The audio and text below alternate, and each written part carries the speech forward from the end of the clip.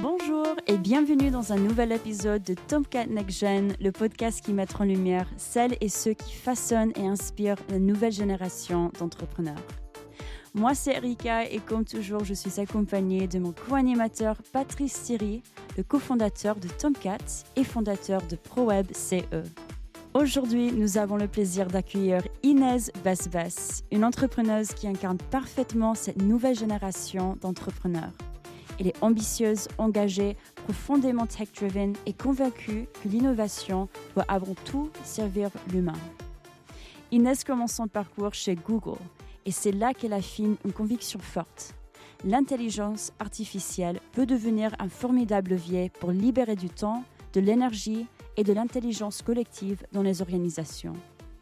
Cette vision l'a conduit à fonder Seedext, une start-up qui utilise l'IA pour transformer les réunions en véritables outils de décision et de performance. Grâce à la captation, la structuration et l'activation intelligente de l'information, Seedext aide les équipes à mieux collaborer et à se concentrer sur l'essentiel. Inès est également diplômée de la Tomcat Factory et dans cet épisode, nous allons parler d'entrepreneuriat, d'intelligence artificielle, de leadership, mais aussi de doutes, d'apprentissage et de décisions clés dans le parcours d'une fondatrice. Inès Basbas, merci beaucoup d'être avec nous et bienvenue dans Tomcat Next Gen. Bonjour, merci beaucoup pour l'invitation. Merci Erika, bonjour Inès, je suis super content de te recevoir aujourd'hui. On va parler de plein de choses ensemble. On va évidemment parler d'un sujet brûlant sur lequel j'aimerais avoir tes retours, qui est le sujet des femmes dans la French Tech. D'ailleurs, c'est pas que dans la French Tech, c'est les femmes dans la tech tout court. On va aussi parler du sujet que tu traites, qui est quand même un sujet très tech et très lié à la sécurité de la donnée. Donc, tu n'as pas attaqué le monde de la startup par un petit sujet. Tu es parti à fond dans un sujet complexe. Et tu as décidé aussi de commercialiser ta solution auprès des large caps, les enterprise, comme on dit, les très grands comptes. Donc voilà, tu n'es pas parti sur un petit projet, je sens et je sais que tu as de l'ambition. Donc on va parler aussi de ce sujet de l'ambition. Donc bienvenue, je suis très content de faire ce podcast avec toi. Et pour commencer, ce qui serait sympa, c'est que tu nous parles un peu de la jeune Inès, avant qu'on rentre dans la Inès d'aujourd'hui, de ce que tu fais. Tu nous racontes un peu qui tu étais quand tu étais jeune, d'où tu viens, quelles étaient tes passions, qui était cette jeune Inès. Alors déjà, merci beaucoup pour l'invitation et je suis ravie de partager ce podcast avec toi, Patrice.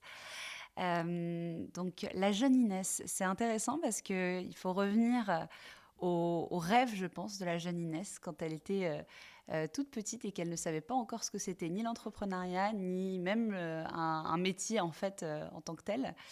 En fait, la jeune Inès, elle regardait son papa avec des grands yeux parce que mon père est entrepreneur, mais entrepreneur classique, donc c'est pas la Startup Nation, les levées de fonds, etc. C'est l'entrepreneuriat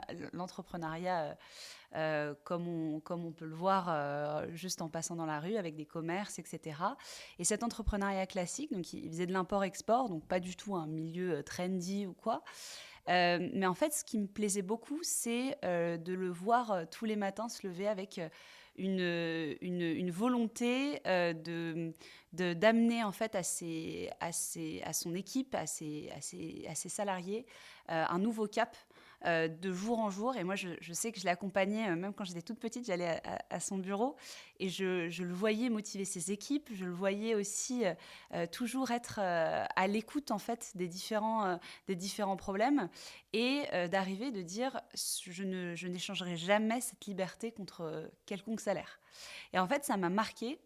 Et à ce moment-là, je ne savais pas, j'avais pas d'idée en tête. Tout le monde parlait de vétérinaire, médecin, etc., etc. Et moi, à ce moment-là, je disais, non, moi, je vais être comme papa, en fait. Parce que j'avais vraiment cette envie d'avoir déjà mon projet, d'aller jusqu'au bout de mon ambition et que cette ambition soit sans limite. C'est-à-dire que c'est moi qui la contrôle de bout en bout. Et de voir ce rêve s'accomplir et de permettre à d'autres personnes aussi d'être embarquées dans cette aventure. Donc voilà, c'est ça la jeune Inès. C'est grâce à ton papa. Alors là, tu es rentré direct dans le vif du sujet, c'est-à-dire l'entrepreneuriat et pourquoi tu fais ce métier. Et donc, merci papa. Hein. C'est une belle source d'inspiration et tu as eu beaucoup de chance. Et on va en reparler.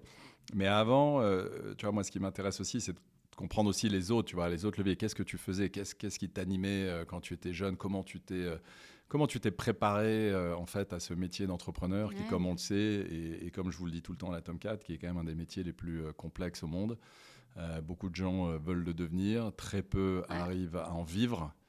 Donc voilà, à part cette source d'inspiration superbe que tu as eu la chance d'avoir, voilà, plutôt qu'est-ce que faisait la jeune Inès, quoi ? C'était quoi tes passions ? C'était quoi tes...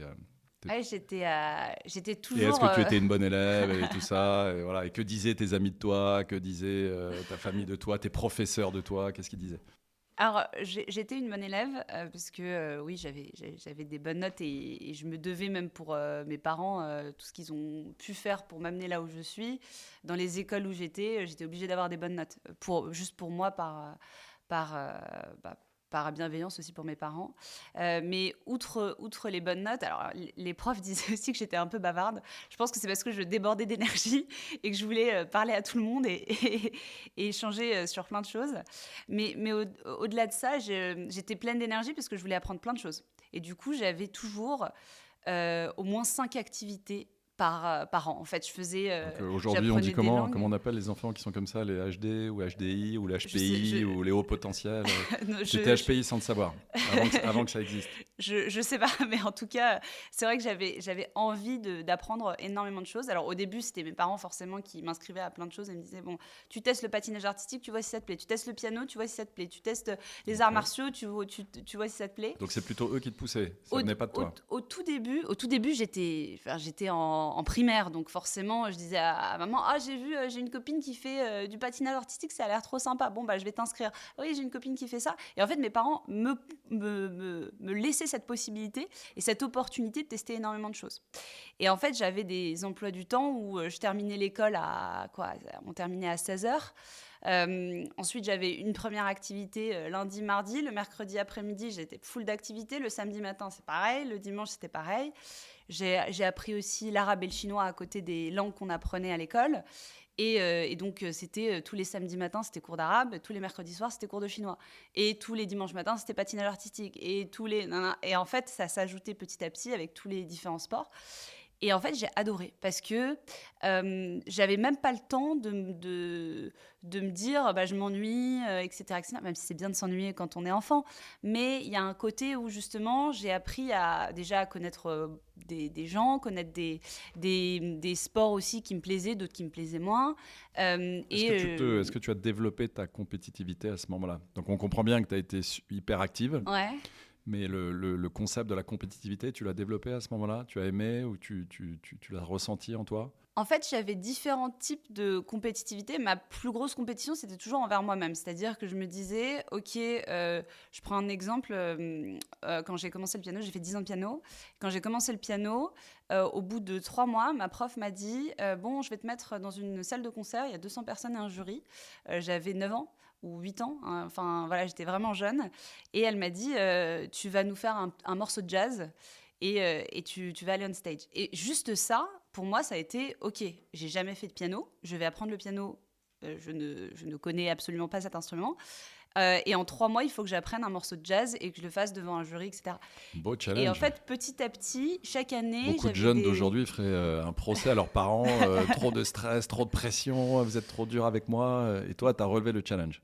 Bah oui, après, c'est un skill après qu'on développe petit à petit. J'ai aussi beaucoup, beaucoup aimé le théâtre. Et je pense que c'est grâce à ça aussi qu'aujourd'hui, si j'ai envie de pitcher, même pour moi, professionnellement, je trouve que c'est exceptionnel de donner cette opportunité à un enfant, de pouvoir aller on stage, de ne pas avoir cette peur, ce trac. Même, il y a un trac positif aussi, mais de se dire, j'ai pas peur de parler aux gens, j'ai pas peur de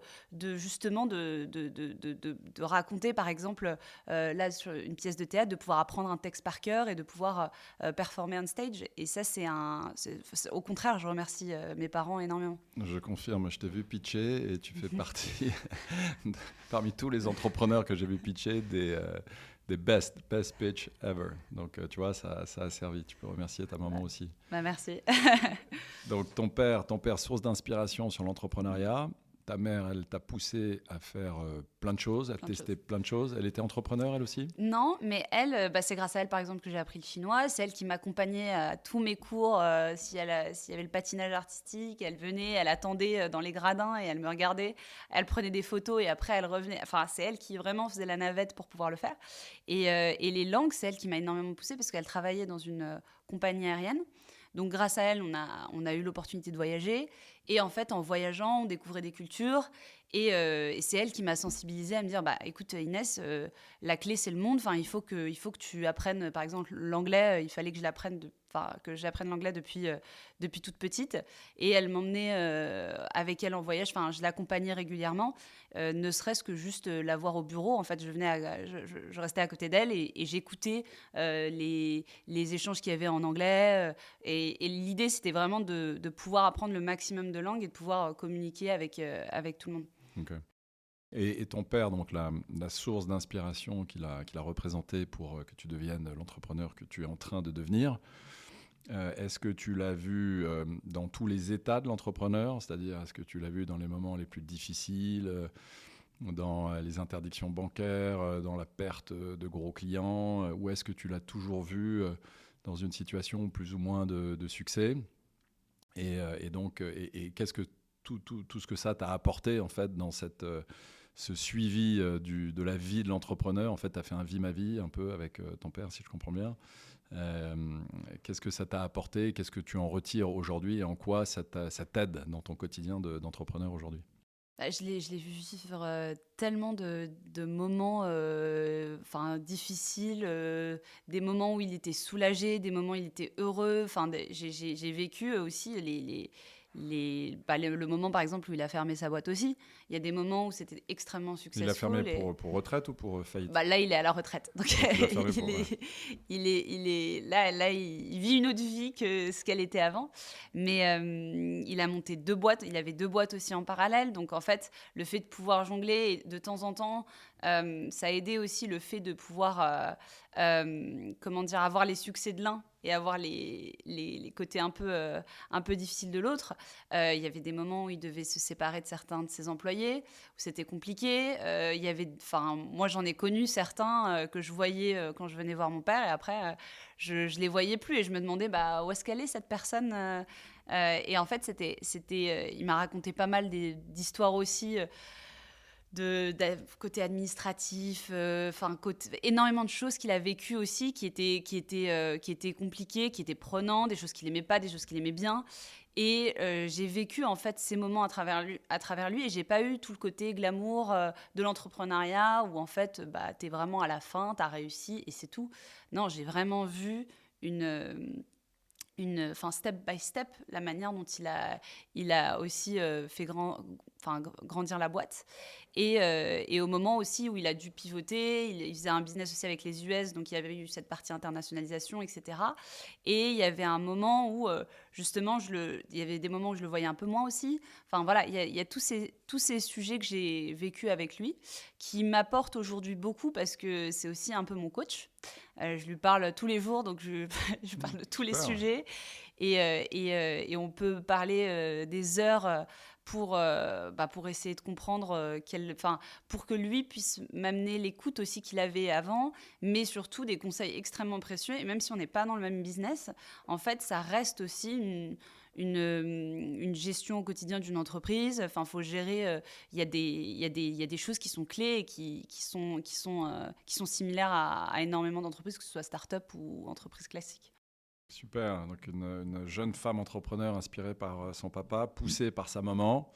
Et donc, on ne le voit pas puisqu'on n'est pas à l'écran, on est juste en audio, mais on a une autre guest star parmi nous sur ce podcast, qui a aussi un papa entrepreneur, et donc qui est Carla, ma fille. Et donc, ça fait 2 femmes, une dans la French Tech et une qui peut-être espère aussi participer à la tech, peut-être pas la French, peut-être la US, la Global Tech. Alors Carla, vas-y, raconte-nous, qu'est-ce que tu fais de beau, toi? Alors bonjour, je m'appelle Carla Thierry. Alors moi, j'ai décidé de quitter Paris quand j'avais 18 ans pour partir aux États-Unis et étudier à Babson, qui est connue pour être la meilleure école d'entrepreneuriat là-bas. Et donc, ça fait 3 ans que j'y suis et j'adore, c'est exceptionnel. C'était une super expérience et là-bas, c'était très cool parce que j'ai pu voir se construire avec mes amis ou juste des étudiants là-bas aussi, se construire des startups, de voir des gens de mon âge qui décident d'agir et juste de prendre les choses à leur main et de construire des choses, même si c'est des petits trucs, des petits codes. Et ça m'a beaucoup inspirée. Et c'est pour ça, là, je suis dans ma dernière année, j'aimerais bien partir à New York et continuer dans le venture capital. Voilà. Et alors, est-ce que c'est venture capital ou est-ce que tu aimerais devenir entrepreneur? Tu veux investir, tu veux accompagner ou tu aimerais aussi être entrepreneur toi-même? J'ai beaucoup entendu de ta part que un entrepreneur... On se tutoie, c'est ma fille. J'ai beaucoup entendu de ta part qu'être un entrepreneur, c'est quelqu'un qui peut... I don't know how to say this Say in English. French. Okay. That has a very high level of pain. And I'm not sure if I'm True. at that level yet. Donc, je pense que j'aimerais mieux commencer par le côté investisseur et VC. Et ensuite, plus tard, bien sûr, c'est un de mes rêves, devenir entrepreneur. C'est une super idée de commencer dans le monde du venture. C'est une super idée parce que ça permet de voir plein de modèles, de voir plein de jeunes entrepreneurs. Comme tu l'as dit, à Babson, tu as déjà rencontré des jeunes étudiants entrepreneurs qui n'hésitent pas à lancer leur start-up alors que ils n'ont pas d'expérience du tout. Donc, en continuant dans le venture, tu peux approfondir l'apprentissage auprès d'autres entrepreneurs, comprendre les modèles qui vont bien. Parce qu'en fait, il n'y a rien de pire pour... déjà, l'entrepreneuriat, c'est tellement dur, mais il n'y a rien de pire que de partir sur un mauvais marché et un mauvais modèle. Parce que là, on risque de passer 2, 3, 4 ans avant de se rendre compte que le marché, soit il est red ocean, soit il est trop petit, soit il n'y a pas de business, soit il va être ubérisé, soit chat-GPTisé maintenant. Et là, on a perdu globalement 4-5 ans de sa vie. Donc la bonne pratique, c'est effectivement d'abord de bien comprendre, et ça dans un fonds de venture, ça peut bien se comprendre, de comprendre quels sont les marchés d'avenir, les marchés attractifs, et les marchés dans lesquels ça vaut le coup de se dire je vais potentiellement passer les 4, 5, voire 10 prochaines années de ma vie, voire 17 ans, comme je l'ai fait sur ProFCE. Ok, cool Carla, très intéressant d'avoir une jeune femme aussi intéressée par l'entrepreneuriat et le venture. Alors justement, on va revenir Inès sur les femmes dans la tech. Donc c'est un gros sujet, on en parle régulièrement. Alors des fois, il y a des moments de crise où ça y est, LinkedIn est tout en feu. C'est terrible, les femmes ne sont pas financées, les femmes dans la tech ne sont pas financées. Alors pourquoi ? Parce que dans les fonds de venture, les GP sont des hommes. Donc c'est souvent un peu la caricature qu'on entend. Moi, j'ai une expérience là-dessus que je partagerai aussi, mais avant, j'aimerais que tu nous racontes un peu quel est toi ton sentiment sur cette problématique de si peu de femmes dans la tech, cette problématique de si peu de startups fondées ou cofondées par des femmes qui sont financées. D'où ça vient, pourquoi et comment ça, et est-ce que ça peut changer et si oui, comment ? Je pense que malheureusement, c'est un cercle vicieux. Pourquoi ? Parce que en fait, tout démarre du rôle modèle. En fait, le rôle modèle, aujourd'hui, on en a tellement peu dans l'entrepreneuriat, encore plus dans la tech. On se dit, combien de femmes dans la tech vous vient à l'esprit aujourd'hui ? Et en fait, il y en a très, très peu. Voire pas du tout, hein, quand on demande certains est-ce que tu peux me citer une femme qui a été précurseur ou qui a créé une tech ou un éditeur de logiciels et qui a percé ? Aujourd'hui, il y en a peu qui vont commencer à en citer ne serait-ce qu'une. Donc déjà, quand on revient à ce cercle vicieux justement, donc pas de modèle féminin entrepreneur et encore moins dans la tech. Et du coup, ce qui veut dire qu'on a de moins en moins dans l'éducation de jeunes filles qui voient en fait ce rôle modèle et se disent « moi, je vais être comme elle plus tard ». Et donc, en fait, moins on va en avoir et moins il y aura de petites filles qui vont se projeter et qui vont dire « moi, j'ai envie du coup de faire une carrière dans la tech et j'ai envie aussi de monter ma boîte dans la tech » et de visualiser ça comme un goal et un objectif ultime. Et de plus en plus... si on arrive à créer un écosystème où il y a énormément de femmes entrepreneurs dans la tech qu'on met en avant, et là c'est génial. Alors aussi, juste sur le premier point, je t'interromps parce que je suis 100% d'accord avec toi. Pour moi, la problématique, c'est que les femmes, vous avez ce côté peut-être trop modeste, où quand vous réussissez, vous ne voulez pas l'étaler sur la terre entière comme nous on fait. Et donc effectivement, le rôle modèle féminin, d'entrepreneur féminin, effectivement, tu vas dans les bibliothèques, tu vas sur Amazon, tu demandes femmes entrepreneurs qui ont réussi ou même juste femmes entrepreneurs tout court, tu as 5 bouquins. Hommes, tu as des milliers de bouquins. Et moi, ce que je trouve assez décevant là, c'est que les femmes, j'ai rencontré des femmes, j'ai eu la chance de rencontrer des femmes qui sont super successful.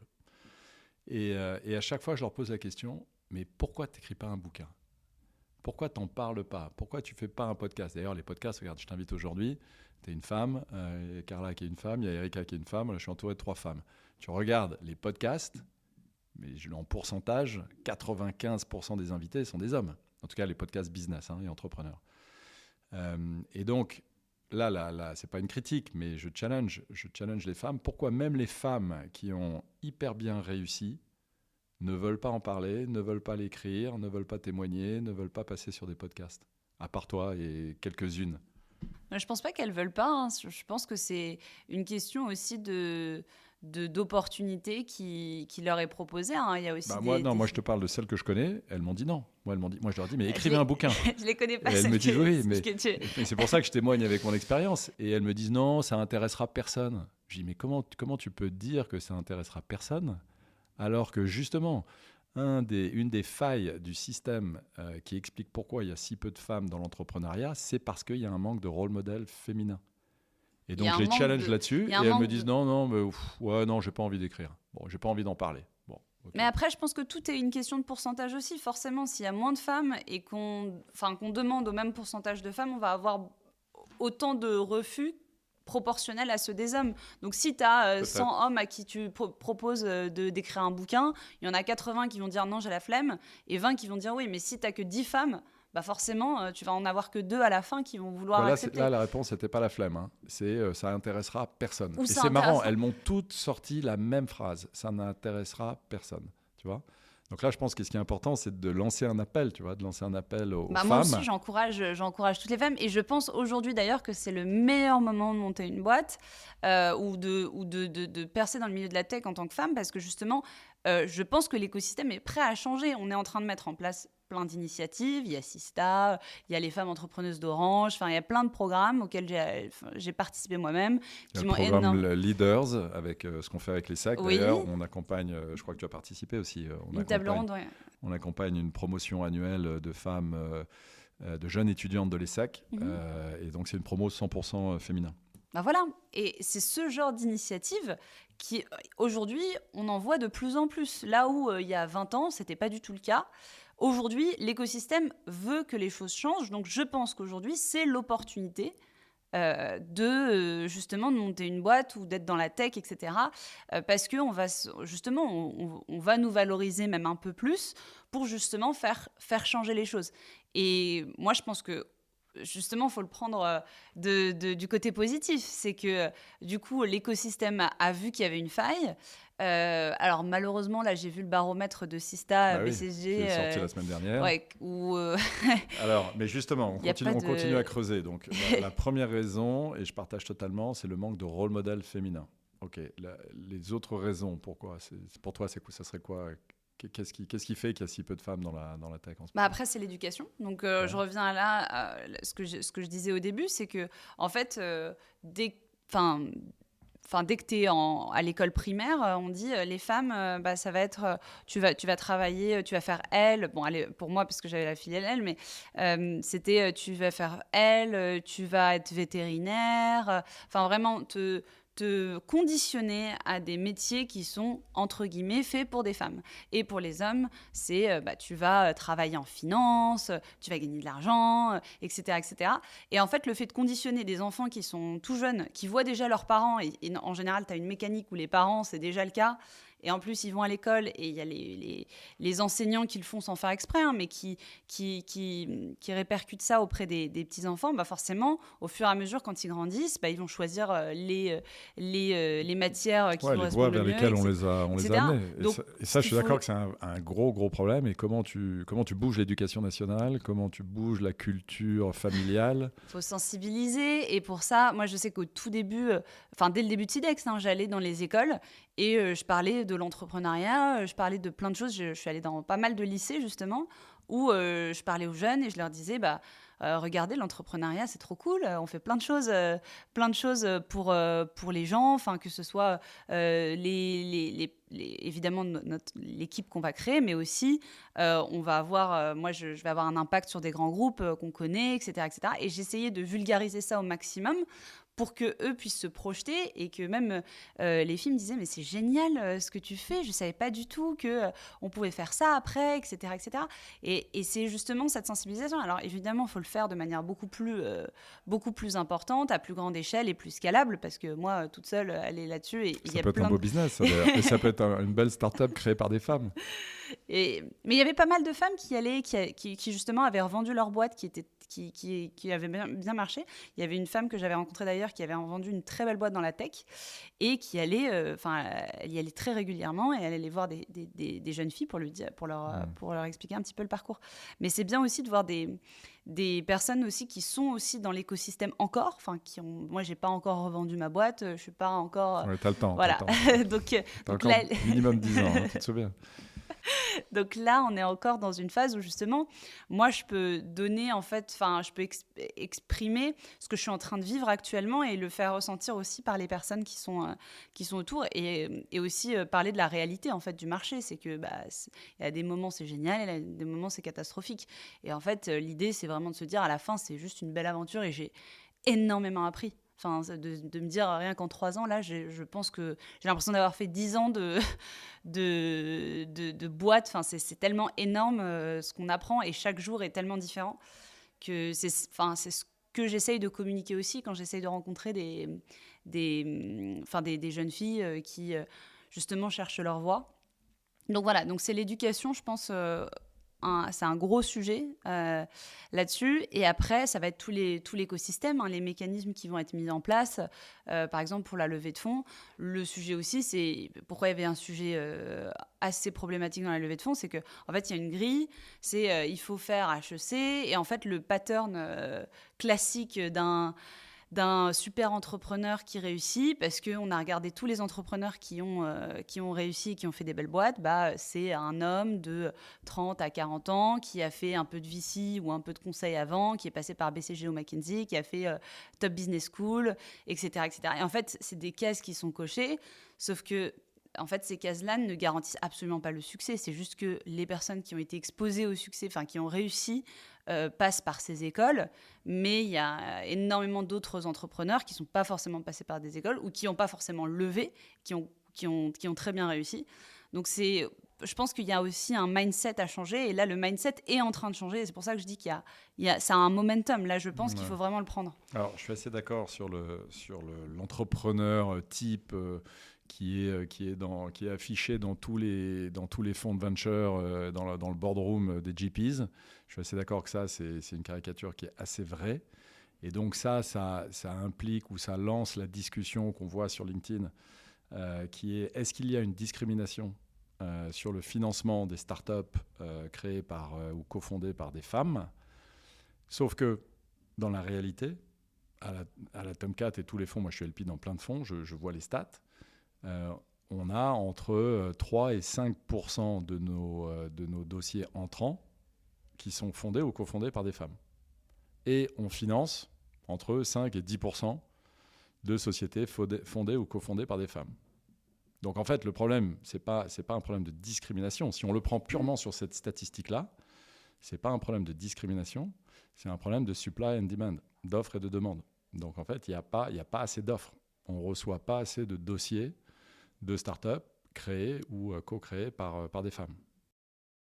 Pourtant, moi, j'en connais plein des femmes qui veulent soit lever des fonds, soit qui sont entrepreneurs, là, aujourd'hui. Et après, le sujet aussi, c'est de se dire comment les aider au mieux. Et là, c'est ce que Sista fait avec les mois d'accompagnement ou Leaders ou plein d'initiatives, justement. C'est de sensibiliser et de montrer, en fait, OK, comment pitcher ta boîte, comment faire un bon deck, comment répondre aux bonnes questions, etc. Et surtout, attirer ces femmes à lever des fonds. Parce qu'en fait, il y a plein de femmes qui se disent « Ah non, mais je vais… » Et d'ailleurs, les femmes sur papier, et après, il faut regarder dans les statistiques, etc. Mais ce que je regarde autour de moi, les femmes sur papier, elles font ultra gaffe à leur cash. Et je parle par expérience. C'est moins des brûleuses de cash que les hommes. C'est exactement. Elles vont pas flamber l'argent en se disant « Ouais, on a levé 4 millions, on va faire un super bureau avec un golf au milieu du bureau. » quoi. Non, en fait, elles vont… privé, comme Boo.com, tu te souviens, Erika ? Boo.com qui prenait le Concorde une fois par semaine pour faire Paris-New York, une réunion à New York d'1 heure. Non, mais… Et justement, moi, je les vois, hein, elles sont ultra… Mais déjà, elles négocient tout, mais à fond. Mais moi, je les vois, elles ont des tarifs, mais les meilleurs tarifs qu'on peut trouver dans des salons. C'est elles qui arrivent à négocier à fond les meilleurs endroits, les meilleurs spots, etc. Elles sont ultra carrées dans leurs dépenses et elles disent moi, mon but, c'est pas d'aller lever. Moi, mon but, c'est de faire une boîte qui est rentable ou qui va… c'est des meilleurs bons pères de famille que les hommes. Je plus veux pas me positionner là-dessus. Ok.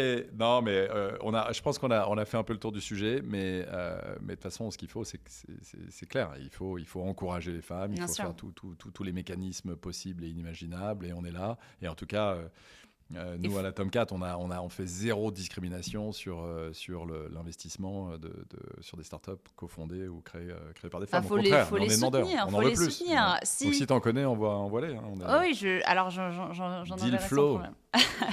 Ok, alors on tourne le chapitre. Maintenant, ce que j'aimerais bien qu'on évoque, c'est donc inspiration par ton père, très jeune, tout de suite. Pourtant, t'as pas créé ta startup tout de suite. À la sortie de l'école, tu as été bossé. Ouais, alors en tout cas pas Sidaxt. Non, j'ai pas créé Sidaxt. Voilà, mais j'ai créé on parle de Sidaxt, boîte, on parle de la vraie startup. De la vraie startup, oui. Mais j'ai créé 2 boîtes avant. Et quand j'ai créé ces boîtes, j'ai créé une première entreprise quand j'étais étudiante. Qui avait rien à voir avec la tech. C'est juste que c'était pas dans la tech et c'était pas une start-up en mode Startup Nation, mais c'était une entreprise sociale pour aider les femmes réfugiées en Hollande et les intégrer dans la société en créant un système de traiteurs. Donc en gros, on proposait un système de traiteurs aux corporates, justement, où on ramenait ces femmes réfugiées qui avaient aucune indépendance financière. Donc en fait, tu as fait une tentative de création d'entreprise direct après l'école parce que tu pensais que tu voulais être entrepreneur tout de suite et tu t'es rabattu en fait sur un job dans un job chez Google ou autre parce que tu n'as pas réussi, ou est-ce que c'était juste un hobby ou un truc que tu voulais faire comme ça pour tenter? En fait, c'était ma première année d'université. Et pendant cette première année d'université, j'ai eu l'opportunité justement de créer. Donc de base, je me suis dit, je vais monter cette boîte. Et cette boîte m'a tellement pris au trip parce que je me suis dit, mais en fait, j'étais en train de changer littéralement le cours de vie de ces 20 femmes. Parce qu'elles sont arrivées, elles n'avaient pas d'argent, elles connaissaient personne, elles connaissaient même pas la langue. Et en fait, du jour au lendemain, on a mis en place, du jour au lendemain, en plusieurs mois, on a mis en place tout un système où elles étaient exposées, parce qu'on était une business school qui était assez connue en Hollande, même en Europe. Et du coup, on attirait énormément de corporates qui voulaient recruter sur notre campus. Et du coup, on leur disait win-win. Nous, on vous expose sur le campus, on fait en sorte que vous ayez un maximum de pubs. Par contre, vous devez favoriser notre business et faire en sorte que ces femmes réfugiées, elles puissent proposer leur spécialité parce qu'elles savaient extrêmement bien cuisiner. Et on a créé en fait vraiment un vrai business. Et à la fin, du coup, pourquoi à la fin, je n'ai pas continué là-dessus? Parce que j'avais du mal à faire du profit et à me générer un revenu sur ces femmes. Moi, je réinvestissais tout pour me dire, en fait, il me faut une femme supplémentaire, Donc en fait, tu voulais gagner de l'argent un jour, quoi. C'est exactement. tu t'es dit, ça, c'est bien pour aider les gens et c'est bien pour démarrer, mais un jour, je ferai une start-up pour gagner de l'argent. Exactement. Et du coup, après, je me suis dit, ça va rester plutôt une passion, quelque chose que je fais pour moi. mais pas, ça va pas être mon métier de mettre ça en place. En tout cas, c'est très très beau de démarrer ta vie d'entrepreneur par un projet social. Ouais. Là, en termes de karma, c'est extraordinaire ce que tu as fait. Au-delà du karma, ça m'a aussi appris une logique entrepreneuriale avec tout ce qui est équipe, gérer une équipe, gérer des stocks, il fallait gérer parce que tu as les courses à faire, il faut que tu gères un budget, tu as énormément de choses, la rétention client, le fait de pouvoir, bref, énormément de choses. Et donc, c'était des bonnes bases que j'ai pu après réutiliser plus tard quand j'ai monté Sidext. Mais tu l'as fait sur plusieurs années ou que ta première année? Je l'ai fait sur 2 ans. Et au bout de 2 ans, donc après, je suis partie en échange en Chine. Et c'est là où j'ai découvert la tech. Shanghai? J'étais à Pékin. À Pékin, oui. Ouais, j'étais à Beijing. Oui, pardon, Pékin. Oui, et à Pékin, c'est là où je découvre le milieu de la tech. Je me dis, mais c'est incroyable. En fait, j'avais l'impression d'être allée, d'avoir fait un bond dans le futur à 15 ans. Et de me dire, mais c'est exceptionnel ce qui se passe aujourd'hui. En plus, moi, j'étais dans une université... Attends, petite question. Ok, tu découvres la tech en Chine, mais pourquoi tu n'as pas voulu la découvrir aux US? Pourquoi tu as choisi la Chine? La Chine, parce que j'avais appris le chinois pendant 6 ans ou 7 ans. C'est vrai. Et j'avais pas appris l'anglais? Si. si, mais alors pourquoi tu as choisi la Chine plutôt qu'aller dans la Silicon Valley ou en Hollande, je parlais anglais tous les jours. Enfin, mes cours sont en anglais, mes amis étaient tous anglophones. Je savais très bien parler anglais, j'avais pas besoin d'aller aux US. Donc en fait, tu as été en Chine plus pour la langue que pour découvrir la tech ou l'entrepreneuriat. Pour tout, en fait, parce que j'apprends une langue pendant 6 ans, je passe le bac chinois et le bac chinois. Ouais, j'ai passé. Il y avait une option au bac où tu pouvais passer le bac chinois. Et donc, je fais tout ça. Et en fait, pour jamais aller dans le pays, je me suis dit qu'il y a un souci. À un moment donné, il va falloir que j'y aille et que je découvre. Et c'était une expérience extraordinaire parce que ce que j'ai vécu là-bas, je pense que je ne l'ai jamais vécu et je ne sais pas si je le revivrai un jour. On était dans un écosystème. En plus, je suis allée à Tsinghua, qui est l'université du président. Et donc, en fait, il y avait un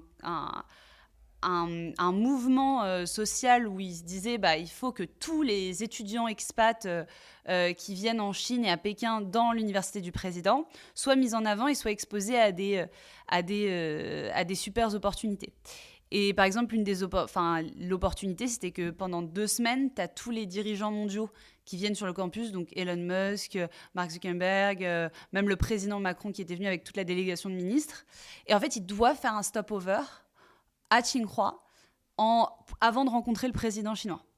Et donc, ils sont obligés de rencontrer des étudiants. Excellent. Et se mettre dans une salle où tu as 20 étudiants et tu parles en direct avec un dirigeant qui a fait tout ça. Et donc, moi, j'ai participé à plusieurs sessions, dont aussi la délégation avec le président et les ministres, etc., alors que j'avais 19 ans. Je ne savais même pas ce que c'était la tech. Et en fait, je l'ai appris en échangeant à ce moment-là avec des leaders mondiaux qui étaient en train de prendre les plus grosses décisions pour notre planète et en ayant peut-être très peu d'expérience. À ce moment-là, j'avais monté mon projet social, quoi. Donc, j'avais pas vraiment d'expérience. Et donc, exposé très rapidement aussi à des très grosses boîtes, à Google. Enfin, il y avait plein de belles boîtes, même des boîtes chinoises aussi dans la tech qui étaient assez connues. Et c'est à ce moment-là que je me suis dit, il faut que je monte une start-up. Je ne savais pas encore dans quel domaine ça allait être, mais j'ai connu du coup un écosystème que j'aurais jamais pu connaître en dehors de cet échange dans cette université en particulier. Et alors, donc, c'est là que tu te dis que je vais faire comme mon papa, je vais devenir entrepreneur, mais cette fois-ci, j'ai trouvé ma cible qui est la tech. Mais tu ne crées pas tout de suite ta boîte quand même. Tu décides de travailler dans des grands groupes parce que tu te dis que je vais peut-être avoir de l'expérience avant de créer ma boîte, ou c'est parce que tu n'avais pas l'idée? Qu'est-ce qui fait que tu ne t'es pas lancé en fait tout de suite après ta sortie d'école? Après mon bachelor, donc j'ai eu une opportunité chez Google. J'étais chez Google et là je me dis oulala, c'est pas. C'était Google où? En France ou C'était en Hollande. Enfin, c'était le headquarter européen. Okay. Et j'étais en Hollande. Et à ce moment-là, je me dis, c'est pas vraiment c'est difficile de refuser un poste chez Google. Oui, et puis d'ailleurs, tu peux nous parler des entretiens d'embauche chez Google? Il paraît que c'est assez Bah, en fait, c'est chaud. moi, j'ai eu la chance d'avoir Google qui venait sur le campus, donc Ouais. vraiment qui rencontrait pas mal de monde. Et j'ai été sélectionnée. Donc, en fait, c'est un processus qui était quand même assez... où je pense que j'ai Raccourci. raccourci pas mal d'étapes parce que j'ai dû Ils se sont postuler dit, pour on a un une star workshop. là, on va pas lui faire passer les 15 entretiens habituels. On va faire ça en 3 entretiens. Ouais, mais ils ont sélectionné, je sais pas, peut-être 5 ou 6 étudiants pour un workshop d'immersion avec Google. Et en fait, il fallait postuler avec l'aide de recommandation, les notes, etc., etc., passer des entretiens, justement, pour arriver à ce workshop. Et en fait, à ce moment-là, on n'est qu'avec des employés de chez Google. Et s'ils aiment bien le feeling et parce qu'ils passent du temps avec toi, ils passent une demi-journée ou peut-être... ils passent quasiment une journée avec toi pour t'expliquer ce qu'ils font, pour que tu poses des questions. Ils te mettent entre guillemets des tests de si demain tu devais gérer en marketing ça et ça, ou en business tu devais faire ça et ça et ça, pour comprendre un petit peu la logique et ton raisonnement. Et à la fin, ils shortlistent peut-être deux, je ne sais pas quel a été le ratio, mais peut-être 2 étudiants en disant ces 2-là, il faut leur proposer un job et qu'ils échangent avec un manager directement. Donc toi, tu n'es pas rentré dans le track de recrutement classique. Non. Ah, c'est dommage. C'est fun, ça, il paraît. Tu as eu la voie royale. Après, je ne suis pas restée longtemps chez Google. Donc, ouais, alors justement, c'était une de mes questions. Pourquoi tu es restée si peu longtemps ? Je suis restée si peu longtemps parce qu'il y a 2 choses qui se sont produites. La première, c'est que je me suis rapidement rendu compte que grands groupes, les grands groupes n'étaient pas faits pour moi parce que en fait, dès que je suis arrivée chez Google, il fallait que je m'occupe du AdGrants programme. Et du coup, pour le AdGrants, j'avais juste une mission, une tâche, c'était d'échanger avec toutes les ONG qui avaient bénéficié de crédit Google, donc qui gagnaient à l'époque c'était $10,000 de crédit à dépenser gratuitement en ads, et moi je devais les conseiller sur la manière dont il fallait le faire, etc. Et en fait j'étais directement dans une box en fait de ça, c'est ça. C'est tes missions et ça va être tes missions pour, je sais pas, 1 an ou 2 ans. Et une fois que tu passes ce cap-là, tu auras l'opportunité de postuler pour d'autres, etc. Et en fait, j'avais fait le tour au bout d'1 mois. J'apprenais plus vraiment grand-chose. Et donc, je suis restée quelques mois, je suis restée moins de 6 mois chez Google. Et en fait, j'ai postulé... Mais attends, juste avant la prochaine étape, je comprends, tu t'es senti un pion dans un grand groupe, etc. Quelqu'un qui a plein d'énergie, au potentiel comme toi, ça peut être frustrant très vite. Mais à l'inverse, chez Google, tu peux quand même avoir des postes et une accélération de promotion professionnelle extrêmement forte. T'as pas eu à un moment l'idée de te dire je vais appeler le top manager, je vais appeler Larry Page, je vais lui dire voilà, non, moi je veux un autre job, je veux une autre mission, je veux venir chez vous en Californie. T'as pas tenté d'avoir une forme de promotion et de career fast track chez eux? Si, justement, j'avais échangé, l'un de mes mentors, c'était le directeur de Google en Hollande et qui après a été passé je pense qu'il était passé à Dublin, au headquarter. Et lui, pour le coup, avait 15 ans d'expé, il était top management là-bas. Et même lui me disait, en fait, c'est ultra bien, mais les 2 ans sont incompressibles, en fait. Après, tu vas pouvoir monter, avoir des promotions, aller aux US, etc., etc. Mais il faut que tu aies le learning de t'es passé, parce qu'en fait, ils ont un track où tous les 6 mois, ils te mettent dans un autre poste. Et l'idée, c'est qu'après, quand tu as appris ces 4 postes ou ces 5 tracks, et à la fin, ils te disent, tu choisis lequel de ces tracks et on va te mettre quelque part. Et après, tu as vraiment ce côté où, là, c'est à toi, c'est ton job de faire en sorte que tu te fasses remarquer, etc. Et moi, je me suis dit, en fait, je ne peux pas. 2 ans, pour moi, c'est une perte de temps. C'est pas possible. Il faut que Et du coup, en parallèle, j'ai trouvé une super opportunité à Hong Kong, donc revenir en Asie, bosser dans une scale-up. Back to China, parce que là, c'était... oui, là, Hong Kong était redevenu chinois, là, à l'époque. Pas encore. C'est 2000... Pas encore. C'était juste avant le handover. Le handover, c'était pas 98, attends. Non, là c'était encore indépendant. Ah, ok. Ouais. 2018. C'est juste après, quand je suis partie. Okay. C'est à ce moment-là qu'il y a eu la révolution. Et donc, je vais à Hong Kong, donc en scale-up. Et là, je me dis, OK, je vais sûrement apprendre beaucoup plus. En tout cas, sur papier, c'est ce qu'il me disait. Et du coup... Attends, et comment tu l'as trouvé, ce job ? Ils t'ont chassé ou non, j'ai regardé sur Internet. Ah, OK. J'ai vraiment regardé sur Internet et je me suis dit... Qu'est-ce qui t'a intéressé chez eux ?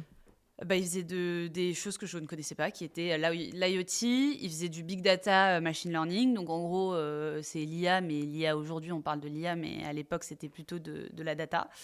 Et voilà, ils étaient spécialisés dans comment faire de l'analyse prédictive dans des lieux dangereux. Attends, ça m'intéresse parce que après, c'est peut-être prévisible mes questions, mais après Google, tu te dis voie royale, tu te dis je vais pas postuler chez Microsoft ou chez Oracle si c'était de la data qui t'intéressait. Non, je voulais rentrer en start-up, en scale-up. Tu voulais de la start-up. Ah ouais, okay. je voulais Donc vivre. tu voulais apprendre, tu voulais oui. apprendre le monde de la start-up parce que tu te disais, 100%. là tu te disais déjà que tu allais en créer une donc. Ah oui, à ce moment, je voulais en créer une, c'est juste que je ne savais pas ce que c'était. J'ai jamais travaillé en start-up, j'ai jamais, ne serait-ce, à part les super entrepreneurs que j'ai rencontrés quand j'étais en Chine, je connaissais pas vraiment d'entrepreneurs start-up. Tu as rencontré Jack Ma ? Il y avait Jack Ma dans les personnes qui étaient venues, mais avant... avant qu'il soit enfermé dans un sous-sol. Ouais, avant les difficultés. Ouais, et du coup, donc pour revenir à mon application à Hong Kong...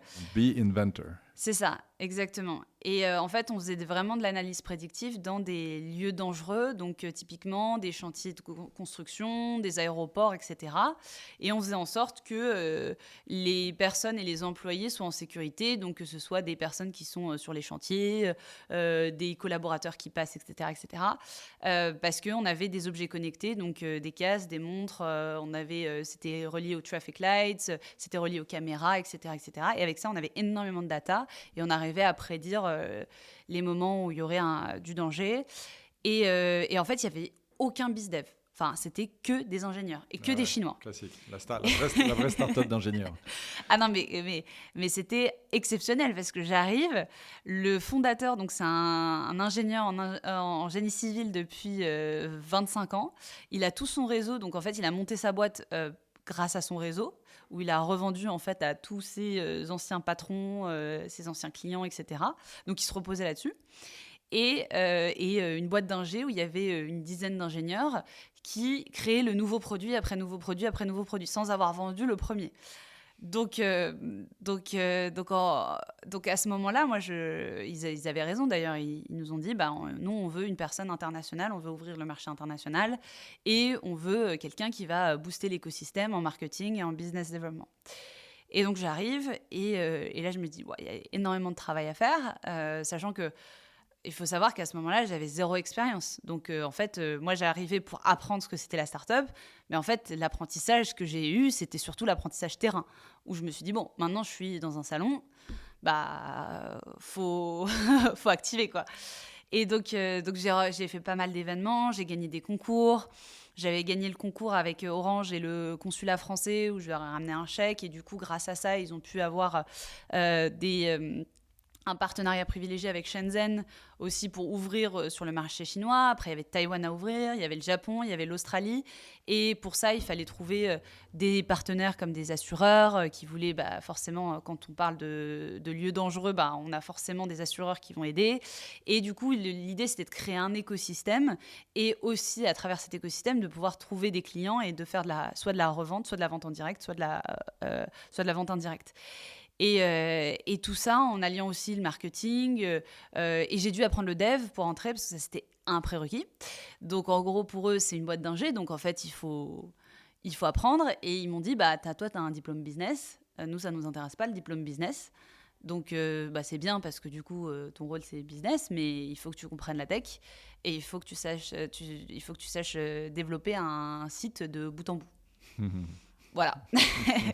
donc j'ai appris le dev à côté. Je me suis inscrite dans un bootcamp où, en gros, tu passes jour et nuit à apprendre le code, un peu comme l'école 42, mais c'était en Hollande, où, en gros, il fallait... tu avais 3 à 6 mois pour apprendre à dev de bout en bout. Au tout début, c'était du HTML, CSS et JavaScript de base. Et après, il fallait apprendre des queries particulières, etc., etc.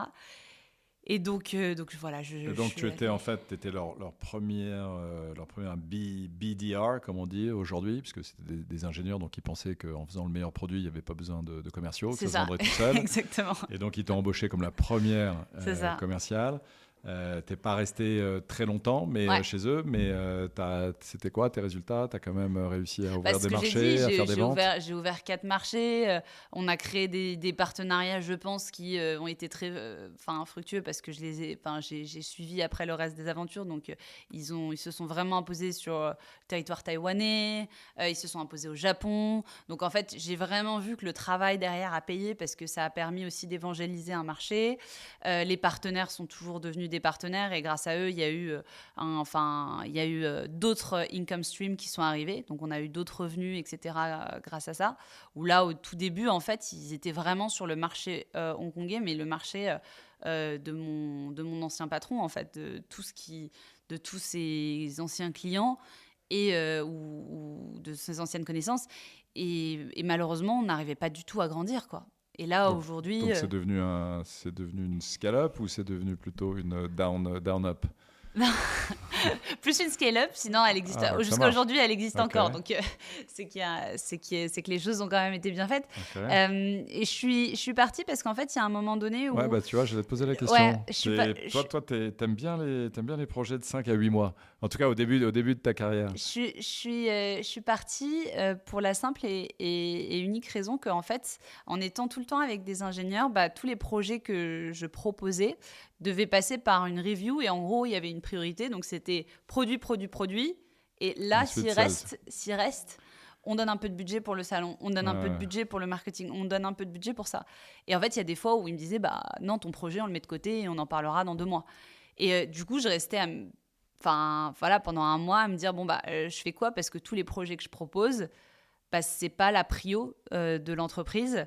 Et je me sentais un peu bridée. Donc ton key takeaway de cette expérience, c'est que le jour où tu crées ta startup, la tech c'est important, mais les ventes c'est aussi ultra important. C'est primordial. C'est sûr que donc, belle expérience. Sans produit, il y a rien qui se passe, mais sans vente, il y a rien qui se passe non plus. Donc voilà, donc il y a un vrai sujet là-dessus et ça a été un énorme learning et aussi par opportunité. Donc j'ai toujours voulu et rêvé aller en Australie. Ouais, alors justement, ça m'intéresse. Comment tu t'es retrouvé à bosser pour l'ambassade de France en Australie et comment une entrepreneur de la tech a envie, surtout on comprend bien que tu es frustré très vite par la bureaucratie. Comment tu t'es dit, je vais aller bosser pour une des plus grandes bureaucraties du monde qui s'appelle être fonctionnaire d'un pays, quoi. 2 mots, 50 milliards. Voilà, tout simplement. 50 milliards. Ouais. Tu avais un budget de 50 milliards. En fait, c'est le fameux contrat attaque avec Naval Group sur lequel j'ai bossé. Naval Group. Ah oui. Donc voilà, c'est aussi pour ça que je me suis dit... c'est pour ça aussi que j'ai été recrutée. C'était pour bosser sur comment tu l'as trouvé, ce poste? Exceptionnel. Non, mais comment tu es rentré dans Pardon. Tu as été chassé, tu as postulé comme tu fais d'habitude, tu les as appelés, tu as appelé le ministre des Affaires étrangères. Non, pour le coup, j'ai fait mon master là-bas. Donc, pour revenir un petit peu dans la chronologie, c'est que j'ai fait mon bachelor, j'ai travaillé à Google et Hong Kong entre mon bachelor et mon master parce que je voulais travailler tout de suite.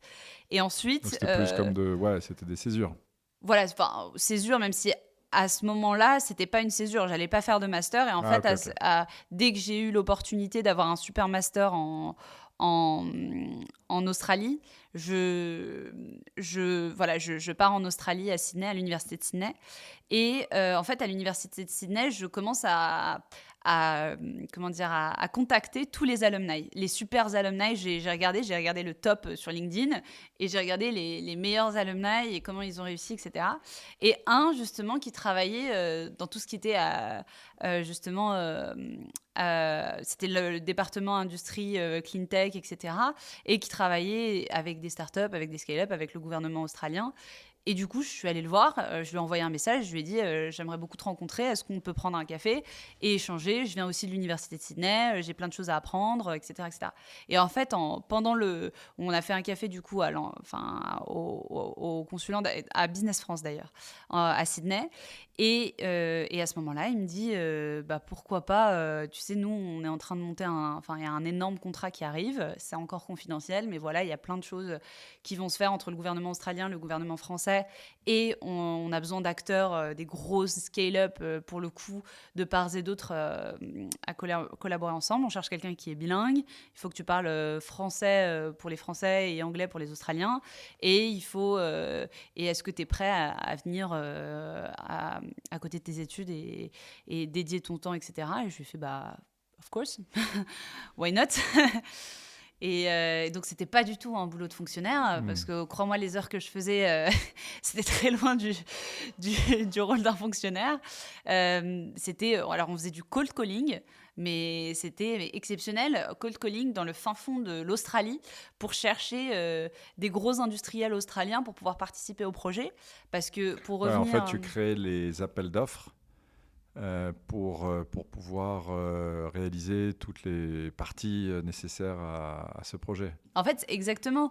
Et en fait, une partie de la construction, j'imagine, devait être faite en Australie. Donc, ils achetaient nos produits, notre technologie, mais il fallait qu'une partie soit réalisée sur place pour créer de l'emploi sur place. Pour donner un peu de contexte sur ce fameux contrat attaque, donc c'est un contrat à 50 milliards de dollars qui normalement devait être opéré aussi par Naval Group, le gouvernement français, le gouvernement australien, pour pouvoir équiper toute la partie sous-marine de l'Australie en frontière australienne et faire en sorte d'intégrer toutes les technologies qui existent, du spatial au sous-marin, au vis, tout ce que tu pourrais trouver dans un mécanisme de sous-marin de défense et de sécurité. Et donc c'est un projet qui était extrêmement complexe parce qu'il y avait plusieurs niveaux de complexité entre la défense, la cyber, le spatial, etc. à connaître. Et il y avait des acteurs qui étaient des incontournables, que ce soit en Australie ou en France. D'ailleurs, il y a certaines scale-up que je vois encore en France qui avaient participé à ce projet. Exactement, que j'avais sourcé, je me souviens à l'époque. Qui étaient des startups à l'époque, ça les a sûrement dynamisés, lancés. C'était des belles startups et là aujourd'hui, elles font des levées à centaines de millions d'euros, donc c'est pas mal. Et donc un projet exceptionnel parce qu'en fait, j'étais en train de faire mes études, donc j'allais en cours le matin.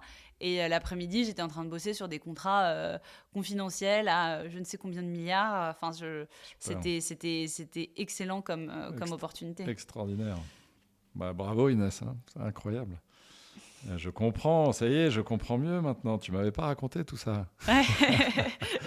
Et alors, après, justement, on arrive 2022, la création de Sidext. Yes. Alors, déjà, est-ce que tu peux nous raconter est-ce que ce qu'est Sidext aujourd'hui, qu'on connaît aujourd'hui, est-ce que c'était ton idée de départ ?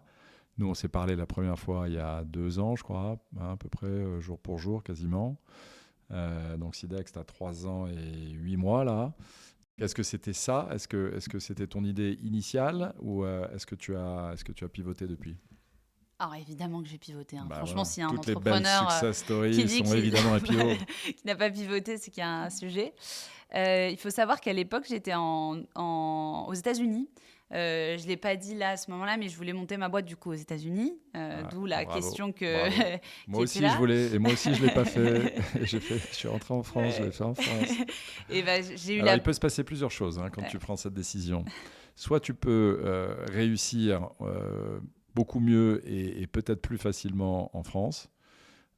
Mais le potentiel sera peut-être moins élevé que si tu l'avais fait aux États-Unis. Et alors, si tu arrives à faire quelque chose d'extraordinaire, qui est de créer ta start-up en France et de l'exporter aux US, alors là, tu fais partie des top champions d'entrepreneurs français.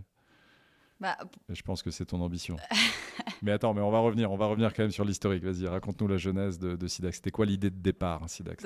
Donc l'idée de départ de Sidext, c'était d'augmenter la productivité dans le milieu du travail, mais pour les entrepreneurs. Donc au tout début, moi j'étais entourée d'entrepreneurs early stage, et mon but c'était de faire en sorte qu'ils échangent les compétences entre eux. C'est-à-dire que moi, j'ai un skill en marketing, je sais comment utiliser ça et ça et ça et ça. Et je peux aider un autre entrepreneur qui, lui, a des difficultés là-dessus. Et à l'inverse, cet entrepreneur peut aider un autre sur la finance, par exemple. Et l'idée, c'était vraiment de capitaliser sur cette connaissance de chacun pour faire en sorte que chacun puisse, que ça fasse un effet, un cercle vertueux. Et donc, ce qui s'est produit, c'est que j'avais créé un Discord où j'avais mis quelques entrepreneurs dessus et je leur disais, allez-y, échangez vos connaissances là-dessus.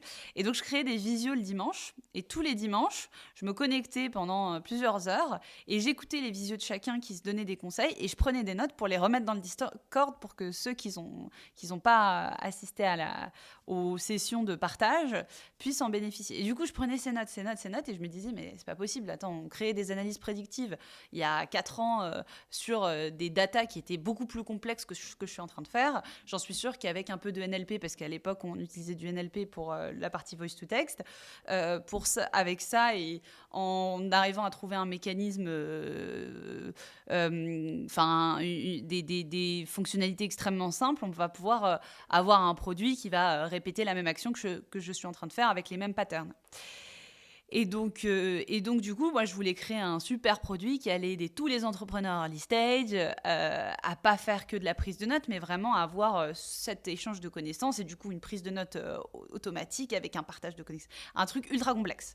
Il y avait 2 problèmes à ce niveau. C'est que, le produit était ultra complexe et il n'y avait qu'une seule fonctionnalité qui plaisait, c'est la prise de notes. Et 2, c'est qu'ils ne payaient pas. Ah. Et du coup... C'est pas bon signe, ça. Et du coup, ils étaient tous ultra contents. Donc, en fait, il y a eu un effet boule de neige parce qu'à la fin, ils étaient plus de 200 dans le Discord à se dire « Mais c'est génial, il y a un super groupe, etc. etc. » Mais moi, derrière, en fait, je passais du temps et même de l'énergie dans quelque chose qui n'apportait pas... Donc, en fait, tu as compris que l'idée était bonne, qu'il y avait une vraie demande, mais que tu ne pouvais pas la monétiser. C'est ça. Et donc, qu'est-ce qui t'a amené? Quel a été le cheminement qui t'a amené à trouver la manière de monétiser cette bonne idée? La première chose, c'est que j'ai fait beaucoup de concours. Donc, j'ai beaucoup parlé de mon idée. Le pire truc qu'un entrepreneur peut faire. Ça, c'est super faire. important, tu vois, parce que moi, je rencontre tellement d'entrepreneurs, comme tu le sais. Et quand il y en a un qui me dit qu'il est en stealth mode, qu'il ne peut pas trop parler, qu'il ne peut pas m'envoyer son deck, franchement, tu vois, ça me... Mauvaise démarche. Non, mais au contraire, il faut parler de son idée à tout le monde. Exactement. Parler à son marché, parler à ses clients, parler à ses partenaires. Et du coup, moi, j'ai fait plein de concours où j'allais... du coup, le premier concours que j'ai fait, qui a fait que j'ai monté Sidext aussi, parce que je suis allée au début, je ne voulais pas monter ma boîte en France. Donc, c'est ce que je disais tout à l'heure. Je voulais vraiment la monter aux US. Je suis rentrée en France parce qu'il y avait la pandémie et je me suis dit, ça va durer 2 mois, je vais retourner aux US. Et en fait, je suis restée coincée pendant plus d'1 an. Et il y avait une journée de la tech où il y avait plein de personnes dans l'écosystème qui se rencontraient, un Salesforce, et c'était que des corporates. Donc, c'était organisé par Salesforce et il y avait, plein d'entreprises, LinkedIn, etc., qui étaient présentes. Je me suis dit, pourquoi pas, tant qu'à faire, je suis là, donc autant bénéficier de ce qui se passe dans l'écosystème. Et le soir, ils demandaient de pitcher une idée. Et c'est à ce moment-là que j'ai pitché mon idée pour la première fois. J'étais toute seule, j'avais vraiment mon papier, mon stylo et ce que j'avais fait l'après-midi en échangeant avec quelques personnes dans l'écosystème. Et je me suis dit, je vais pitcher. Et en fait, ça a été vraiment l'élément déclencheur parce que ce pitch, déjà, j'ai gagné le premier prix. Je ne pensais pas du tout gagner. Et en plus de ça, j'avais un chèque financier et 1 an de bureau gratuit dans un hôtel particulier à Paris. Et je me dis, est-ce que j'ai vraiment envie de retourner aux États-Unis maintenant? J'ai une opportunité ici. Je peux réussir à monter un truc ici et créer une boîte française et l'exporter à l'international. Donc vraiment avoir ce truc où je crée une technologie française, revenir aux sources et après exporter ça avec justement toute ma connaissance et toutes les expériences que j'ai pu avoir. Donc pour revenir à ta question initiale, en fait c'est les concours. C'est les concours. Comment tu as compris comment monétiser cette bonne idée? C'est ça. Donc en fait en pitchant. C'est souvent ça le problème des startups, c'est qu'en fait souvent l'idée est plutôt pas mal, le produit est plutôt intéressant, il y a un peu d'usage. Mais c'est comment on arrive à gagner de l'argent avec son produit? En pitchant justement chez Salesforce et après plus tard chez SAP, chez Slack, chez Microsoft, chez Google, etc. Je m'adressais à mes interlocuteurs, c'était des grands groupes qui vendaient à des grands groupes. Donc en fait, ce qu'ils me disaient, c'est ton idée, elle est géniale. Franchement, si tu arrives à faire ça, tu vas gagner tout un marché, sachant à ce moment-là, il n'y avait pas de ChatGPT. Donc, il faut se dire que ça restait très utopique de se dire, mais on va avoir un assistant intelligent qui prend des notes, parce que pour revenir sur Sidex, donc, c'est un assistant intelligent qui prend des notes, crée une base de connaissances pour les entreprises, et après, il y a un RAC dans lequel on peut poser des questions et retrouver de l'information. Mais à ce moment-là, c'était impossible. Enfin, les personnes me disaient, je ne sais pas comment tu vas réussir à créer ce type de fonctionnalité. Et ils me disaient, par contre, si tu arrives à créer ça, tu dois absolument t'adresser à nous et nos clients, en fait. Parce qu'il y aura une demande exceptionnelle. C'est eux qui ont une base de connaissances là où ils doivent capitaliser. Et ils sont en train de créer leur deuxième cerveau. Et du coup, c'est à ce moment-là que je me suis dit, OK, il faut pivoter, il faut aller là-dessus. Et surtout que maintenant, j'avais des partenaires. Donc, j'avais gagné des concours, ce qui a fait que j'allais avec une légitimité en disant, je viens de la part de Salesforce, je viens de la part de Google, de SAP, etc., etc. D'accord, et donc c'est là que tu as changé ton modèle économique. C'est là, ça. Tu t'es dit, ça y est, j'approche du enterprise, donc je vais faire un modèle économique Exactement. basé sur un modèle SaaS. Et deuxième chose, parce que pivoter, c'est bien quand quelqu'un te dit il faut absolument que tu pivotes, mais après, il faut valider ce pivot. Et la validation du pivot, ça a été je vais parler aux clients en fait. Donc, j'ai regardé les salons. Tu peux éventuellement avoir des meilleures idées en parlant à tes clients, ou à tes prospects en tout cas. Effectivement. Et du coup, je suis allée au salon, j'ai regardé, je me souviens, c'était Vivatech, parce que j'avais gagné le concours SAP. Et dans le concours SAP, il y avait un stand gratuit avec SAP quand ils avaient exposé. Et je me suis dit, je vais regarder je me suis fait une liste d'une 20aine de grands groupes. Et je me suis dit, je vais aller leur parler. Et donc, je suis allée à la fin de leur conférence où j'ai essayé de les croiser dans les halls, etc. Le côté sociable, tu vois, que tu as cultivé quand tu étais jeune, qui te permet de faire ça. Et c'est une vraie qualité. Hein. Et c'est rare, mais en tout cas, ça fait partie des qualités des top entrepreneurs. Il fallait les rencontrer de toutes les manières. Je ne pouvais pas vendre un produit sans avoir parlé à un seul client ou à un seul prospect. Donc, et puis moi, ça ne me dérangeait pas aussi de prendre mon téléphone, faire du cold calling. Je l'avais fait quand j'étais étudiante en side job. C'était pas fun, mais ça fait partie du job, quoi. Enfin, de parler à ses clients. La vraie et de vie. tester. Tu vas prendre la vraie vie, là. Et alors, donc, tu fais partie de ces entrepreneurs un peu précurseurs, puisque comme tu dis, tu l'as créé avant ChatGPT. Avec l'arrivée de ChatGPT, est-ce que tu as eu un peu peur ? Est-ce que tu penses que tu peux être ChatGPTisé ? Comment tu vis le sujet chat et autres intelligences artificielles ? Au contraire, j'ai pas eu peur. J'étais super contente parce que ça m'a permis d'évangéliser tout un marché sans avoir à le faire. Parce que le problème, c'est que je pitchais une fonctionnalité. J'avais un petit MVP qui marchouillait parce que c'était un MVP et parce que je devais avoir quelque chose à présenter. Et le problème, c'est qu'une personne sur deux me disait non, mais en fait, ça va jamais marcher, je vais même pas tester, en fait, j'ai même pas envie de perdre mon temps. Là où quand ChatGPT est arrivé, pour le coup, toutes ces personnes qui me disaient non revenaient en me disant ah non, mais en fait, je veux tester ton truc, je sais pas ce que c'est, mais je pense que les choses sont en train de changer drastiquement et j'ai envie de faire partie des premières personnes qui changent ma manière de travailler. Et c'est grâce à ça que je me suis dit je vais prendre les choses en main et je vais faire en sorte que Sidex grandisse avec les grands groupes. J'ai rapidement aussi compris le pain point sécurité, parce que c'était bien d'avoir ChatGPT, mais en fait, 6 mois plus tard, on a pas mal parlé de ce problème, je me souviens. Non, mais à l'arrivée de ChatGPT, tout le monde était super content de voir ce produit, et 6 mois plus tard, on voit un leak de données de Samsung où toutes leurs données internes, que ce soit les produits, etc., toute la donnée sensible de leurs collaborateurs avaient fuité sur Internet. Et en fait, on se rendait compte qu'il y avait un vrai sujet où la donnée sensible, faut pas la mettre dans ChatGPT. C'est bien de l'utiliser pour une recette ou pour partir en voyage, mais en fait, quand il s'agit de données sensibles d'entreprises en plus qui ne t'appartiennent pas, il y a un vrai sujet de sensibilisation là-dessus. Et donc là, ça a fonctionné en notre faveur, c'est-à-dire que on a rapidement pu sécuriser les premiers bêta-testeurs. On a vendu au début un produit qui marchait pas non plus ultra bien, et on a créé même une petite waiting list où on disait on vous vend une avant-première dans 3 mois que vous pouvez utiliser, etc. Mais de toute manière, le temps de contractualiser, ça allait prendre un peu de temps. Et donc quand on s'est parlé pour la première fois, en fait, la bêta était sortie. Je commençais à avoir les premiers clients qui testaient la bêta, et c'était des clients CAC 40, quoi. des clients grands groupes parce qu'il y avait un vrai sujet et une vraie volonté d'avancer là-dessus.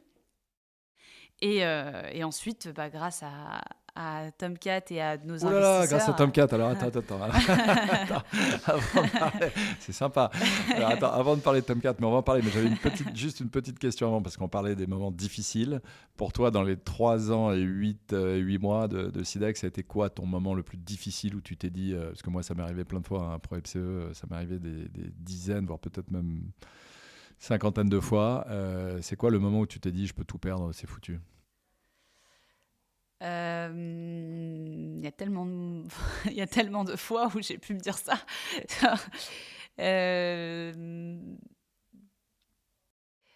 Pendant ma levée de fonds, parce que j'avais besoin de cash. Je savais en plus que j'avais un produit où il y avait de l'attrait, où j'avais tout construit pour que ça aille bien.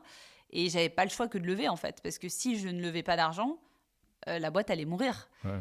Et c'était bien parce que au début, forcément, en tant qu'entrepreneur, tu ne te payes pas, tu t'essayes de financer le peu de choses que tu peux financer pour pouvoir faire avancer les choses, etc. Mais il y avait un moment, il y avait un vrai minimum Il faut requis. il faut payer tes salariés, il faut payer tes fournisseurs. Et sachant qu'à l'époque, j'avais pas beaucoup de salariés. J'avais Ouais. deux juniors, dont un qui était stagiaire / alternant. Voilà, il y avait des choses où... Mais il y avait des fournisseurs, il y avait même tout ce qui était base de données, tout ce qui était notre infra, etc. C'est des coûts incompressibles qu'on devait payer. Alors peut-être voilà. une autre manière de poser la question, c'est quelle est selon toi l'erreur, parce que pareil, tout entrepreneur fait beaucoup d'erreurs, quelle est l'erreur qui t'a coûté le plus cher et qui aurait pu coûter la vie à Sidex? L'erreur qui m'a coûté le plus cher, je pourrais même pas qualifier ça comme erreur parce que comme on apprend tout le temps. D'apprentissage. Ouais, c'est ça, comme on apprend tout le temps. Moi, je me dis que si j'avais pas fait d'erreur, je serais pas là en fait. Ce serait pas. C'est le but de l'aventure de l'entrepreneuriat, c'est c'est un parcours. Mais je dirais peut-être ce que j'ai le plus appris. Ce que j'ai le plus appris, c'est de m'entourer. Je pense que ce qui a été le plus challengeant, et jusqu'à aujourd'hui d'ailleurs, c'est de savoir bien m'entourer. Et quand je dis bien m'entourer, c'est que ce soit mes employés, mais aussi mes investisseurs, mes mentors, et même d'autres entrepreneurs qui sont dans l'écosystème, etc. Et je pense qu'au début, j'étais beaucoup entourée, mais pas assez, comment dire... Assez accompagné de manière concrète ou C'est ça, donc opérationnelle. c'était pas exactement, c'était pas concret en fait, c'était beaucoup de tu peux faire ça, tu peux faire ça, tu peux faire ça, mais il y avait rien de tangible. Sans rentrer dans le concret. Là où alors justement dans les sujets, tu as évoqué la Tomcat, on va en parler, on va dire 2-3 mots sur ce qu'on fait, ce qu'on a fait ensemble. Mais un des sujets sur lesquels on bosse beaucoup à la Tomcat, c'est le leadership. Je t'ai pas mal challengé là-dessus.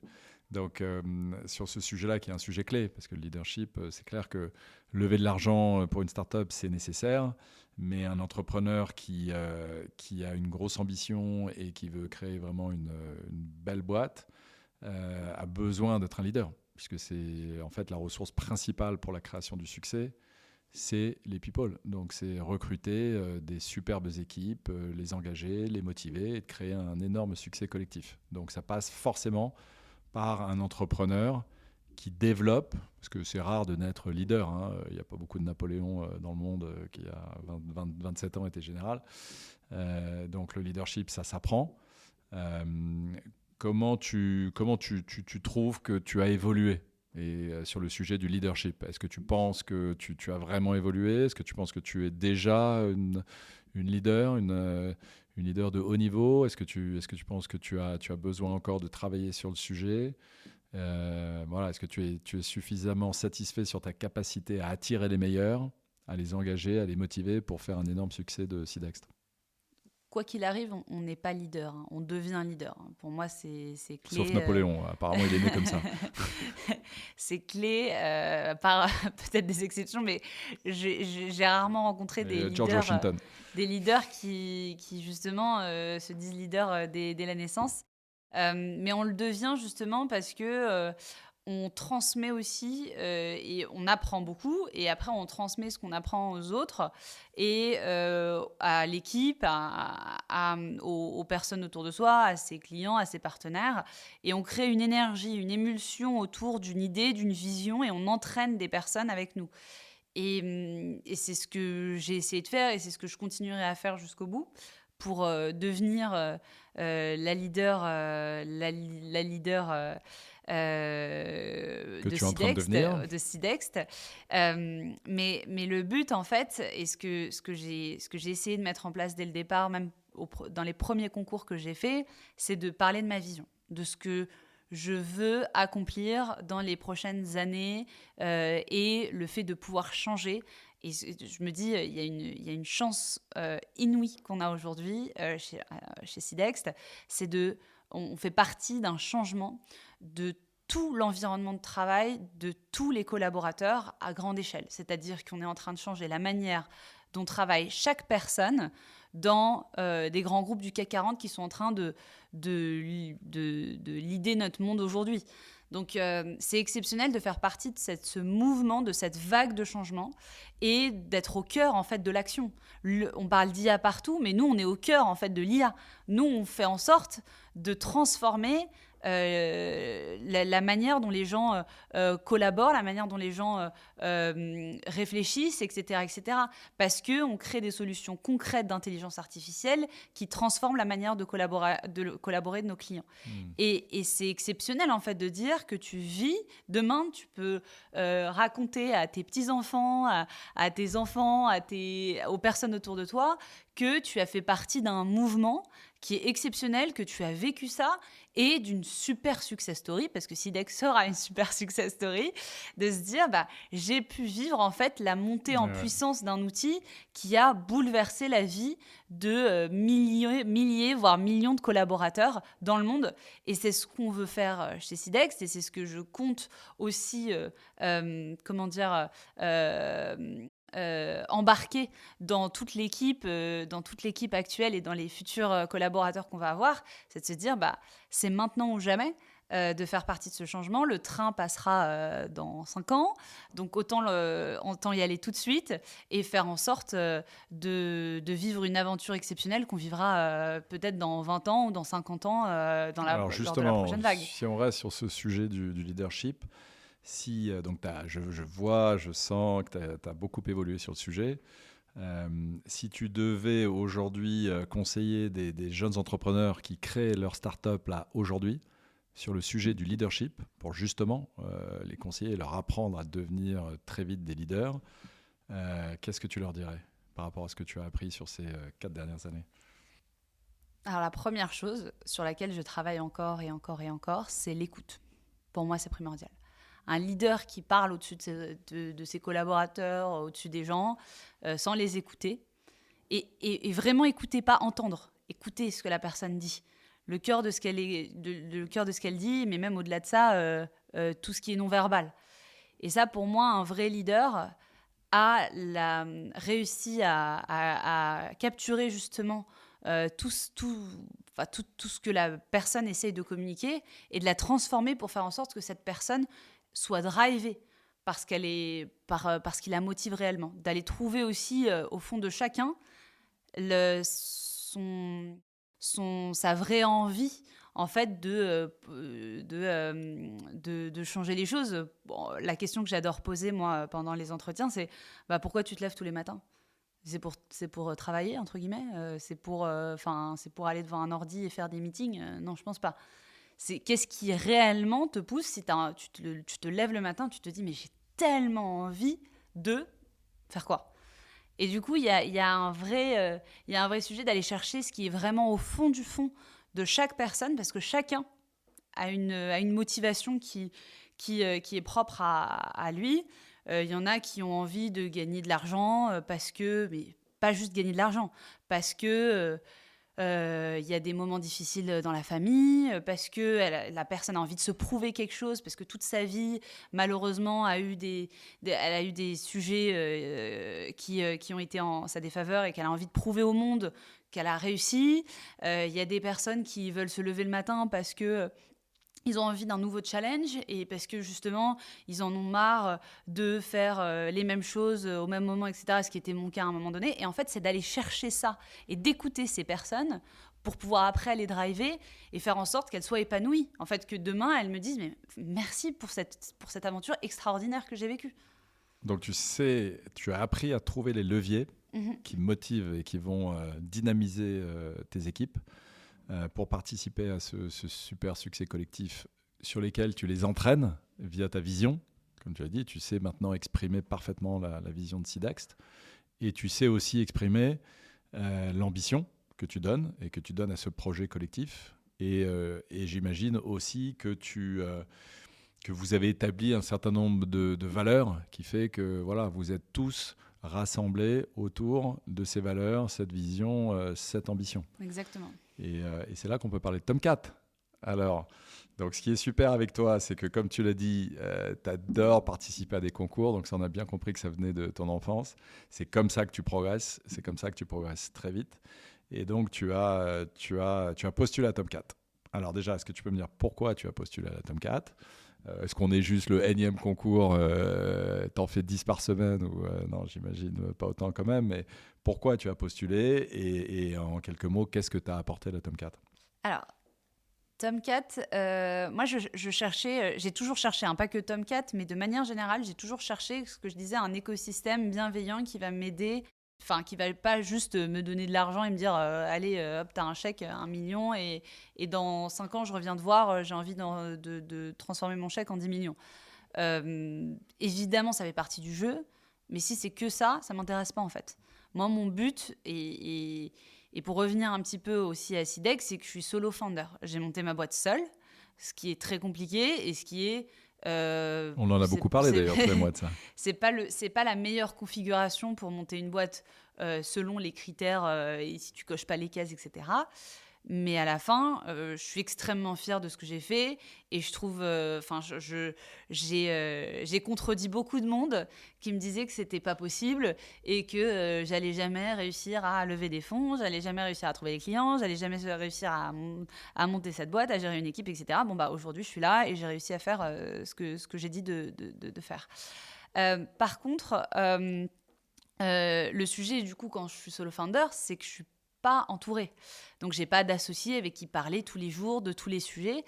Et j'ai décidé de m'entourer des bonnes personnes, que ce soit au sein de mon équipe, mais au-delà de ça, de mes investisseurs. Et je me dis que si j'ai un investisseur, c'est bien de me donner du cash, mais c'est encore mieux de me faire part de l'expérience que la personne a, de me faire part des learnings et de faire en sorte que je gagne 5 ans, 10 ans, ou de pouvoir de pouvoir éviter plein d'erreurs d'entrepreneurs juniors qui démarrent. Et pour ça, j'ai choisi de manière assez spécifique mes investisseurs, dont Tomcat, où j'ai beaucoup aimé la philosophie de écoute, Inès, c'est bien, t'es une super entrepreneuse, t'as plein de qualités, plein d'énergie. Mais nous, on a monté une boîte. Nous, on a fait, notamment, Ellie a fait du marketing, Sarah le sales. Et il y a vraiment ce côté où il y a une polyvalence dans l'équipe qui fait que c'est bien de démarrer avec de l'argent. Mais en fait, qu'est-ce qu'on va faire réellement de cet argent ? Et moi, j'avais besoin d'être entourée aussi. Et le fait de pouvoir me dire, je vais être entourée. Et en plus de ça, je vais avoir le cash nécessaire pour aller plus vite. J'ai trouvé que c'était une très belle promesse. Et au-delà de ça, même derrière, le programme m'a réellement accompagnée. J'ai eu concrètement un accompagnement que je ne pensais pas avoir au début. Et je ne pensais même pas que ça existait, en fait, ce type d'accompagnement. On alliait le cash et ça. Et le fait d'être dans le concret. C'est un peu ce qu'on disait tout à l'heure, où c'est bien beau tous les programmes et toutes les promesses qui sont faites dans plein d'autres accélérateurs. Mais on rentre jamais dans le dur du sujet, en fait, de se dire, comment tu gagnes du cash, en fait. Tes clients, c'est quoi la base ? Comment tu fais du succès ? Quelle est la base, en fait, de revenir à la base ? Et c'est ce qui s'est donc t'as produit. aimé, en gros, ouais. T'as aimé, on n'a pas été trop dur avec toi. C'est puis on a été Mais un non, peu mais dur. c'est Mais c'est bien d'être dur des fois, non? c'est normal et je suis très contente. Bienveillant, mais exigeant. Parce que si tout le monde me disait ah, mais c'est génial ce que tu fais, Bah c'est oui. incroyable, enfin tu vas jamais t'améliorer. Donc évidemment, c'est toujours bien d'avoir quelqu'un qui te challenge en face. Donc ouais, ces 6 mois ont été très importants, je pense, pour construire le début de l'aventure Sidext. Et en tout cas, je le conseille pour toutes les personnes qui souhaitent être entourées comme j'en avais besoin à ce moment-là, et d'avoir aussi ce boost accélérateur évidemment financier accompagné. Oui, on continue à t'accompagner et c'est vrai qu'on est ravis de t'avoir à la Tomcat, même si on avait beaucoup de doutes. Tu sais que je t'ai beaucoup challengé au démarrage. On a beaucoup hésité, C'est normal. mais on l'a fait, même en solo founder woman, on l'a fait. Incroyable, hein. Et je trouve qu'il nous reste plus beaucoup de temps, mais on va encore parler de 2-3 petits sujets. Il y a deux autres belles sociétés qui t'ont pas mal accompagné et dans lesquelles on a fait des beaux événements. J'aimerais bien que tu en parles un peu parce que des grands groupes comme ça qui aident des startups, je trouve ça extraordinaire et ça n'existait pas à mon époque. Quand j'ai créé ma startup en 2000, je peux te dire que les grands groupes, ils ne regardaient pas du tout. Et donc, je pense notamment à PwC. Qui t'a beaucoup accompagné, qui continue, je pense. On a fait un superbe événement chez eux, d'ailleurs autour des femmes dans l'innovation et dans le leadership. Et Cambon aussi, qui t'aide avec son programme Pulse. Est-ce que tu peux raconter un petit peu voilà, les sujets clés sur lesquels ils t'ont aidé, d'un côté PwC, de l'autre côté Cambon? Alors PwC a été l'un des premiers à me faire confiance parce que justement, dans ce fameux salon Vivatech, j'ai rencontré une des partenaires de PwC et je lui ai expliqué un petit peu mon projet, ce que j'avais en tête, etc. Et elle m'a dit, écoute, j'ai envie de t'aider. Et du coup, j'ai échangé avec d'autres partenaires, etc. Et ils nous ont dit, on veut tester ton produit. Ça a été très long et très, très compliqué pour signer un client comme PwC, mais on l'a fait. Et au-delà de ça, on a décidé aussi d'allier nos forces pour proposer déjà ce premier événement pour sensibiliser sur, on l'a appelé Leader Shift, donc les femmes qui façonnent l'avenir, et mettre en avant des femmes qui justement ont réussi dans le milieu de la tech, mais pas que.